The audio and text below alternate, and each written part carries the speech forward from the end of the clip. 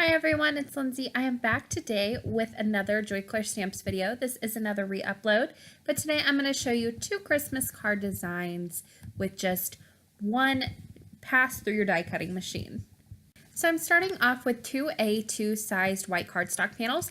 I'm going to set one off to the side for right now, but for my other one, I'm actually going to go ahead and run this through my die cutting machine with some circle dies. Now I've got three different sizes here. I've got a small, a medium, and a large. Now I'm using circle dies. However, if you have ornament dies, that would be very pretty. Or if you have like some stars, if you want to throw a star in there, or some different shapes, maybe an oval, anything you want to use here, these are going to end up being ornaments. So I'm just using circles today because that's what I had on hand. So I'm going to go ahead and hold those in place with some painter's tape. And then once I run those through, I'm going to go ahead and remove those dies. Now because I use that painter's tape, all I need to do is just kind of pull that straight back on itself. That will remove that painter's tape without ripping my cardstock. Now those die cut pieces I'm actually going to hold on to, and those are going to be used for a second card. Now for this first card, I'm going to take that die cut panel, I'll pull back in that other A2 panel that I set off to the side, overlay that die cut panel, and mark on four sides of that circle die cut exactly where they end up on that back panel. Now I'm just doing a little mark on the top, bottom, left, and right, very lightly. I will end up needing to erase these, so I don't want to make it too hard on myself, so I'm using a light hand. Now for my stamping, I'm going to be using this ugly sweater background from Joy Claire Stamps. This is a great set to have on hand for your Christmas cards. You can build up different backgrounds, make it completely customizable to different cards. You can do some embossed resist on a full background, watercolor resist, anything you want. Just a lot of different things you can do with this set. Today I'm actually going to do some of that embossed resist with distress inks, but I'm going to be doing it on those die cut pieces to create some nice backgrounds on ornaments. So for my first one, I went ahead and masked off where that ends up being on that card base. So I masked off the bottom two ornaments just to keep them nice and clean. I went ahead and loaded up this first stamp that I'm using onto an acrylic block. I prepped my surfaces with my embossing bag, and now I'm going to go ahead and stamp these on that piece of paper and on the two largest die cuts with Versamark ink. I'm going to be heat embossing these, so I'm using Versamark as my stamping ink. So for my embossing, I'm going to be doing some white embossing on these. Now this is not going to show up at all, but that's where that ink is going to come into play later on. So I just want to get this embossing powder on here. On these die cuts, you might want to use your tweezers. They do get a little bit harder to handle. This large one isn't so bad, but as they get smaller, it gets a little bit tougher. So once I have those on there, any little extra stray flecks that I've got here, I'm going to go ahead and clean those up with a dry paintbrush. That's just a really good tip for any time you emboss. Any little stray flecks you get, just kind of dab with a paintbrush and it'll fall right off. So for my embossing, now I'm going to go ahead and heat set it.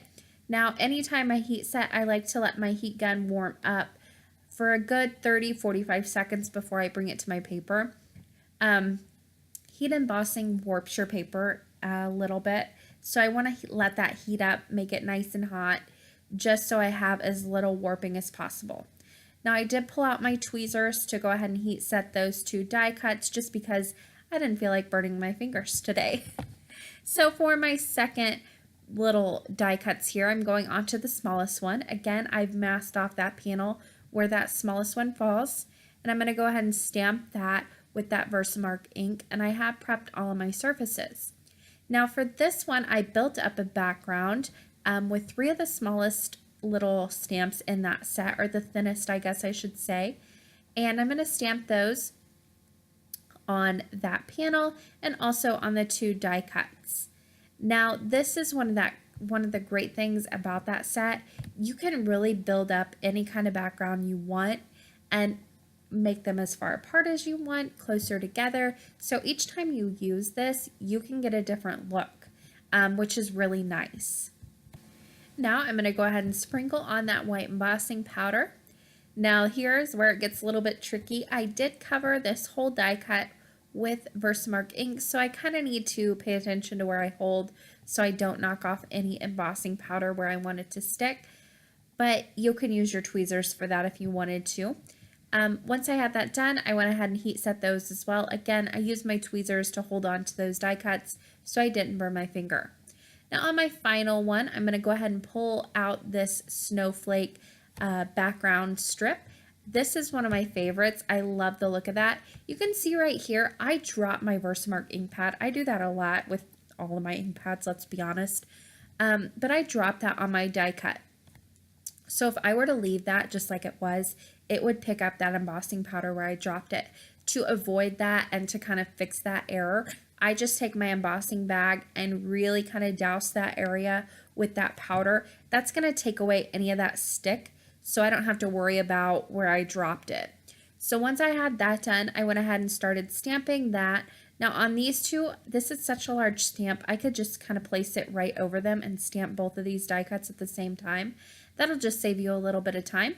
So I lined that up, stamped those down, and there was a little bit of space on the bottom of both of these, so I just took it and kind of filled in that very bottom space to finish off those die cuts. I heat set those as well, and then it was time to start coloring them in. Now I have 3 cards here that I'm making. This could have made 4. I messed up the first one that I did. I didn't mask things off right, so it got a little wonky. But it could have made 4, but I messed up and I didn't feel like die cutting another one, so I just went ahead and went with 3. So I pulled out 3 color combinations of distressing. Now on this first panel, I'm going to go ahead and mask off where that first ornament is going to fall. I'm using computer paper just to quickly mask that off. I'm not doing like perfect masking here. This just works out really well. You could use Post-it notes, whatever you have on hand. Now for my first color here, I'm using some Festive Berries. I keep checking just to make sure that I don't go overboard with the ink, especially on those edges. I'm going to overlay this panel eventually on top, my die cut panel on top of this. So in case it's just slightly smaller or I've got a little bit of overhang from the back panel, I don't want that red showing through. So I'm kind of trying to avoid those edges a little bit. That's why I keep going back and checking just to make sure everything's nice and together. So I went ahead and put on that Festive Berries distressing, and then wherever I had a little bit of a buildup of ink over that embossing, I just used a dry cloth to buff that away and make it nice stark white again. So for this next one, I'm going to be doing that middle sized die cut there at the very bottom. Again, I just made sure to mask off where the other 2 ornaments were so I didn't get any contamination between the colors. Now again, I'm just going to take that Festive Berries distressing and go over that embossing.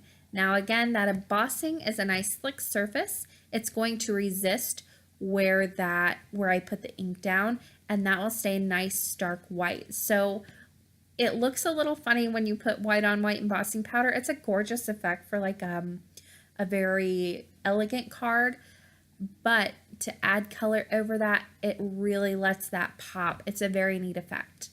So on my final one, that was the smallest die cut. I used some crushed olive, quickly sponged that on. That took no time at all. Now on my next 2 sets of ornaments, I'm going to use 2 different color combinations.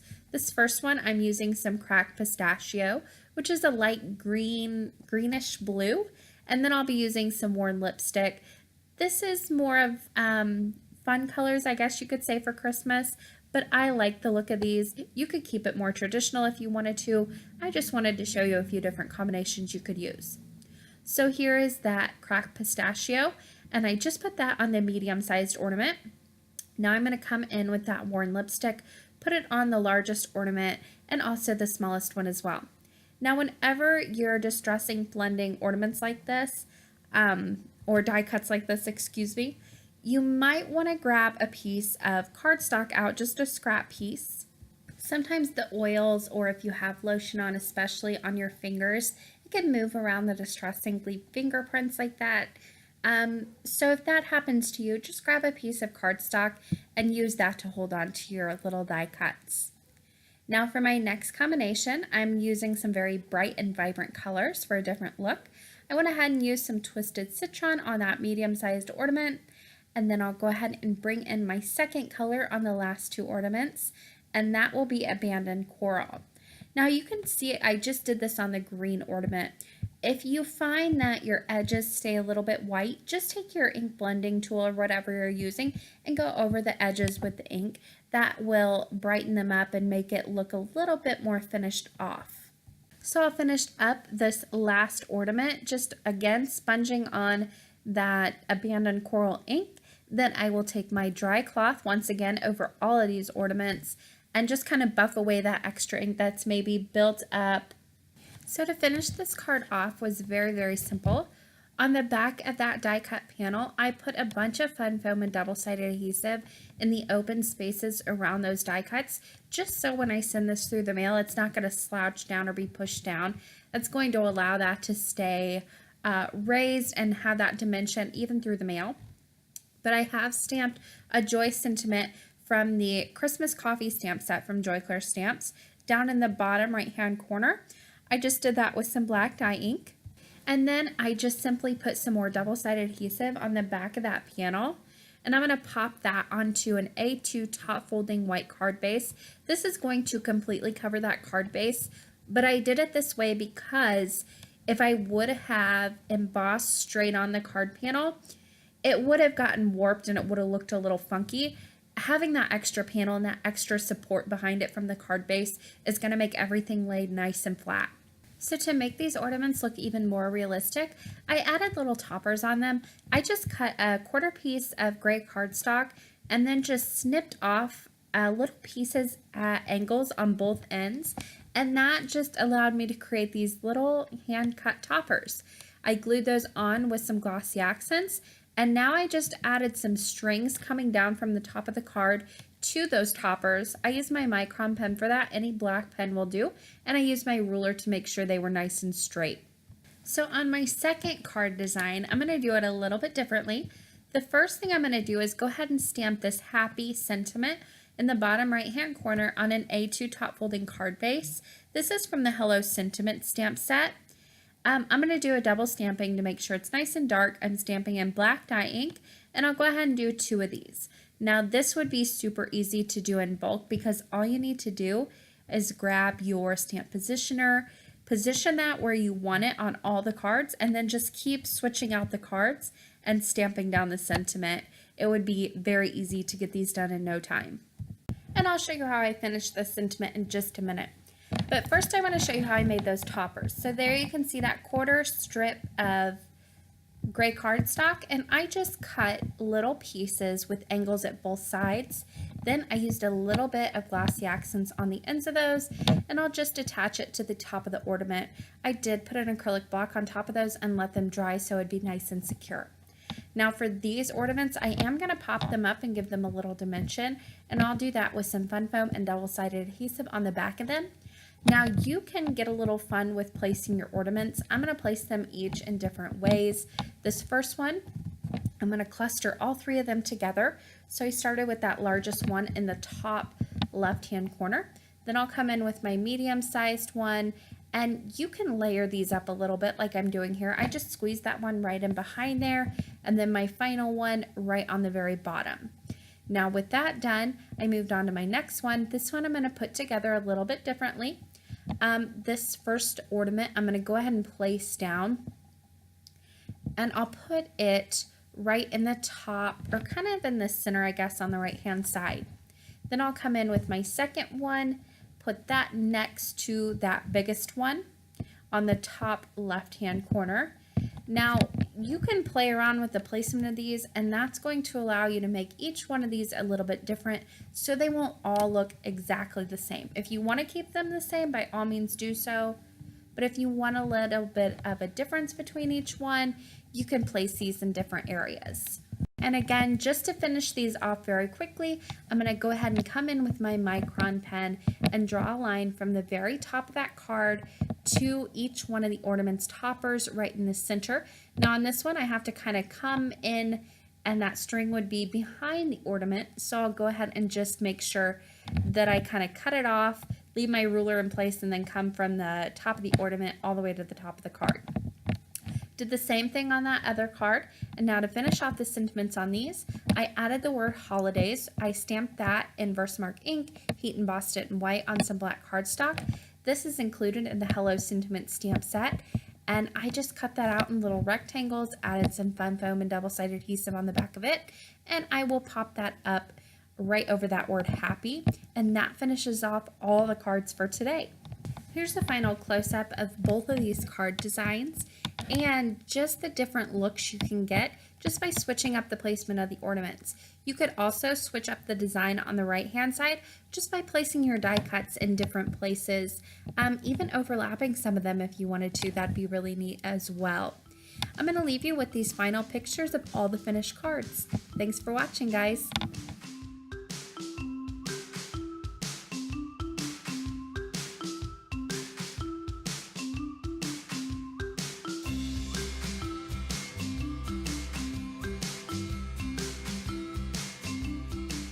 On the left-hand side of your screen, you'll see a few different links you can click on.